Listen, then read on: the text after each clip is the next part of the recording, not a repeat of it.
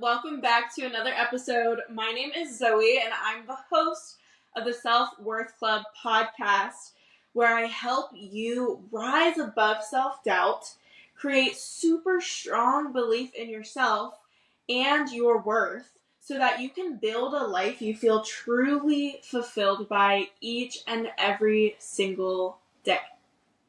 Today, we're taking a moment to chat about something very important, and that is intentionality and rest. These are two crucial aspects of your growth journey. We're going to get real about how crucial it is to slow down and be intentional in a world that is always go, go, go, always on the move. So join me right now for a heartfelt conversation and really practical advice on how to carve out moments of rest for yourself and really embrace that intentionality and foster personal growth within yourself. This is a truly life-changing topic, and I'm really excited to bring it to you today. It's going to be a quickie, so it's, really easy to keep ourselves busy in this fast-paced world, right? Especially when it seems like everyone around you is constantly moving at warp speed and achieving these massive things and checking off 20 items from their to-do list every single day. And you feel behind the curve, at least most days, right? And that's something that social media really portrays for us as like this unrealistic standard of just how fast you have to move, again in air quotes, because you don't have to move that fast, and life could be so much better if you slow down and you could still get what you want. Many of us are constantly overwhelmed and on the verge of burnout. And this is where being intentional comes in. Before I explain the nitty-gritty, let me say these things. Burnout is not a badge of honor. Okay? You are not behind the curve. And sometimes you just need to zoom out and look at how far you've come. You're just too zoomed in right now. You're too close to this to really look back and see the big picture, and that is so necessary. In order to get to where you want to be, you have to learn to enjoy the now. And seriously, I know this is something you've probably heard a million times, that it's just, the saying is said so much, but there's a reason for that. If you aren't making room to enjoy where you are right now in this moment, then you don't create space for what you want to come in the future. By not accepting what is right now, you're creating resistance in your life and for what you truly want in the future.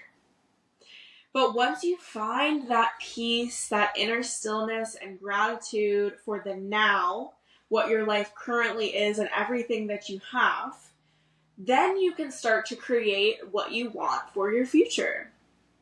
The first step in enjoying the now is being intentional.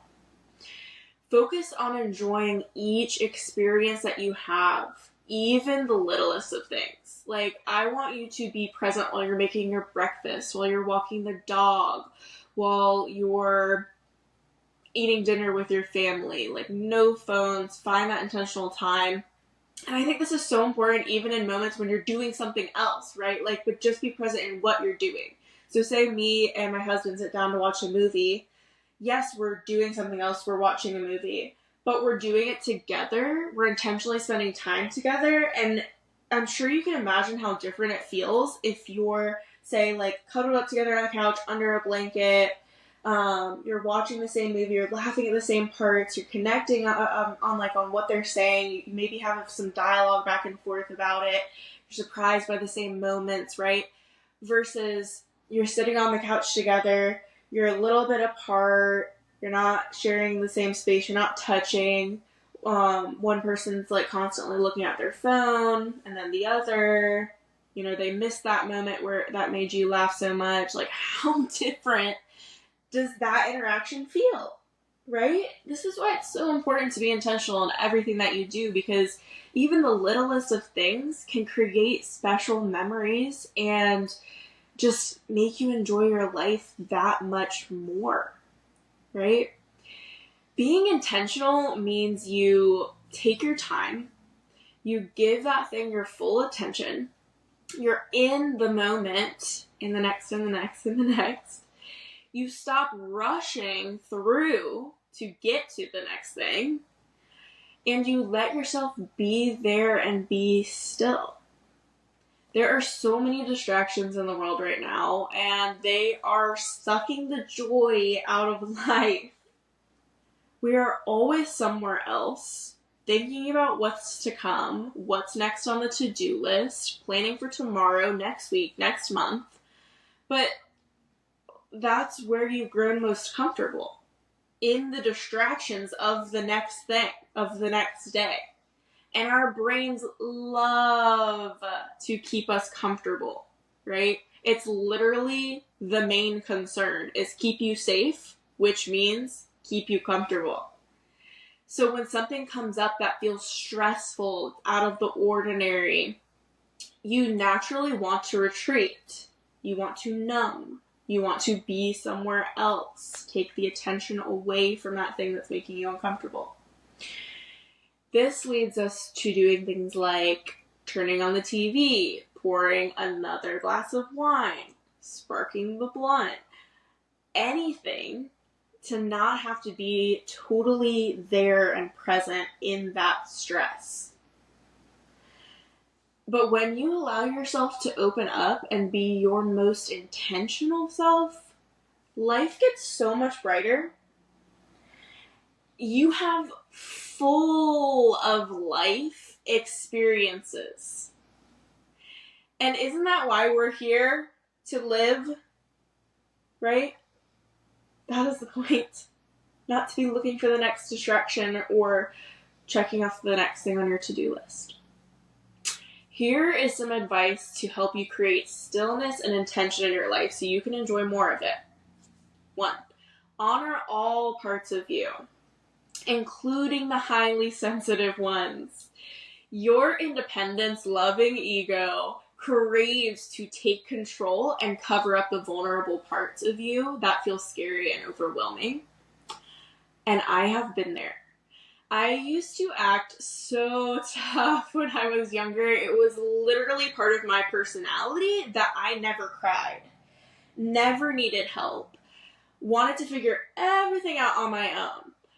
I would actually preface to people, like in certain situations when it was expected that one would get emotional, that they shouldn't be surprised when they don't see me give that emotion.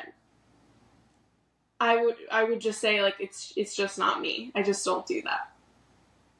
But that was a lie, right? That was a huge lie to myself. I was like burying these feelings and I wasn't feeling fully, and I wasn't, letting that vulnerable side of me show, and it muted, I don't know if that's the right word, but it dulled life.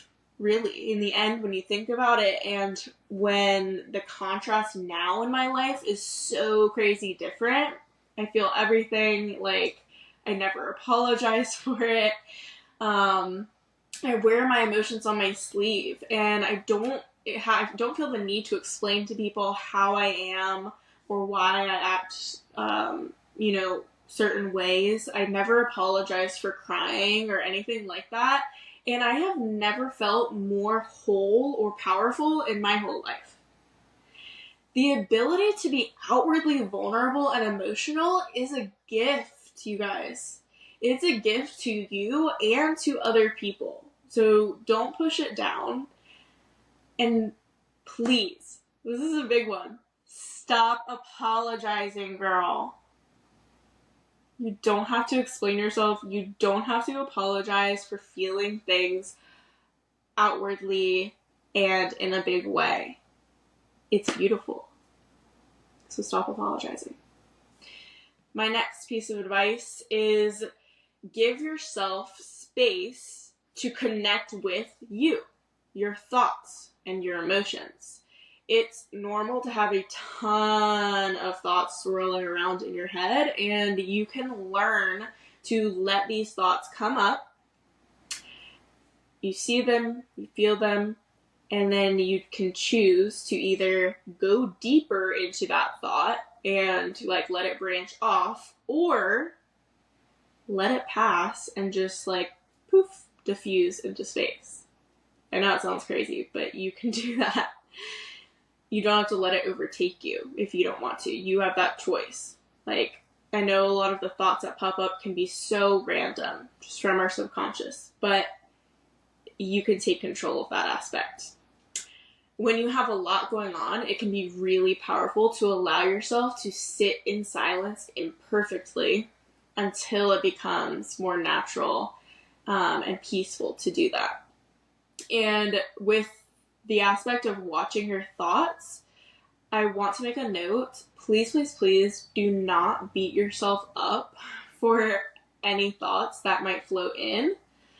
Judging and beating yourself up for what you think or thoughts that pop up in your mind, like, it's never the right answer. That's never going to help you. You just need to focus on becoming aware of these thoughts and what you're thinking. And again, not judging yourself, but that's the first step in really taking control back of what you do think, of what thoughts do pop in your mind, and you can learn to make them more positive and more of what you want to have randomly pop up. I hope that's making sense. I do have an episode that was posted in the beginning of the show, and it's called You Are Not Your Mind. I'm pretty positive that's the title. It goes really deep into this aspect, so if you're curious about that, I would definitely check it out. It's one of my favorite episodes I've ever done, and I'm going to be interviewed soon on another podcast to talk about the topic, so stay tuned for those details. But yeah, give yourself space to connect with you and your thoughts. Super, super helpful. Another tip is create practical routines. This is really helpful. And I know routines, they don't come natural to most, even if it seems like it does. Like, even for me, I don't like being super rigid in my routines and schedules. I also don't like redundancy, but it doesn't have to be that. Let go of the thought that you have to have this perfect 10-step morning routine on a tight timeline that gets done every single day. You are not a robot. It will be very messy some days. It will be impossible to do on other days. And sometimes it will be almost perfect. With that being said, morning routines can be super helpful for soothing overwhelm and healing your anxiety. And the right routine really allows you to create and experience inner stillness despite what the external world might bring in that day. So I suggest picking a few things that create calm for you, like making your bed, drinking lemon water, kombucha in the morning, journaling, meditating, maybe walking outside. Something where you can be still and set your intentions for the day is very helpful. And having a few things that you do regularly will give you results like increased self-trust. Since you're, always doing these things, you can trust yourself to do what you say. Can lessen your anxiety, make you more productive throughout your day, increase your clarity, because again, you're taking time to be still, to set your intentions, and also can create more joy and openness in your days. All right, and then 4, be very conscious of what you consume. And I'm not just talking about food. The content that you take in through TV, books, podcasts, social media, all of that, it is really important fuel for your mind. So make sure you're taking stock of how you feel during and after reading certain types of books or watching reality TV shows, maybe versus documentaries, like what are the feelings there? Think about how you feel when you're listening to an info-packed self-help podcast like this one, versus one where maybe it's a bit more drama. The host is spilling all of what went on with them this week, and it's just kind of all over the place. Like, how do you feel? How do you feel when you see certain people on social media? Filter out anyone who makes you feel bad or insecure. Filter out any shows, any books, any podcasts that make you feel a little drained or, don't focus you in the way that you'd hoped. Pick and choose. Be choosy about what you do in your day, what you consume in your day. And the last thing I want to add here is I'm not saying to cut out all random TV or never ever have a cocktail. Another example I was going to give is think about how you feel when you're drinking. So when you're drinking alcohol, like during, do you feel good? That night, how do you feel the next day? How do you feel even the day after that? Like, those effects can last a while. I think that is like up to a week. And how is it to do what you were doing without alcohol? Like, compare how you feel in those moments too, because I've actually learned personally that I don't really feel good. Like, I have drank a few times on and off since like September of this last year, and every time I do, I'm always like, the next day, or even like later that night when I'm like so sleepy. It makes me so sleepy. But then the next day my stomach's all messed up and like I just don't feel great. And so I've been questioning every time, and again, it's just like occasionally, but it really helps me to see the parallel of like how it is regularly without alcohol and then how it is with it. I'm like, I don't really love this, like I don't really want to do this anymore. But anyway, like I was saying, like I'm not saying never do these things and always cut out all reality TV and stuff like that. Like, I'm saying tune into yourself and listen to what you truly need. What's going to give the most back to you and your life and what you want? What's going to make you feel the best? And that brings us full circle back to intention. Be intentional. Everything you do should have intention fueling it. What's the purpose of this? What am I doing here? Do I feel rested and recharged after watching that show, or do I feel drained and foggy? Do I feel clear and happy the morning after drinking those 4 glasses of wine? Or do I feel sluggish and have a headache? Even like the night you are drinking, can I enjoy my time more if I'm sober? Did it really increase my happiness and help me to be intentional being tipsy? Or when I'm around this friend, how do I feel? And when I leave, do I feel inspired and happy? Or do I feel off and tired? Moral of the story is tune into your intuition and learn to start trusting your gut and take action and more control over your life. You have so much more than you give yourself credit for, so much more control. All of the answers that we seek truly are already within us, and stillness plus intention are really great ways for us to reach that place which contains the answers. I'm really glad that you tuned in today, and I hope that you take some intentional time after this to be still and figure out what you want more and less of in your life. I will see you next time, and please remember, you are so worth it. Bye.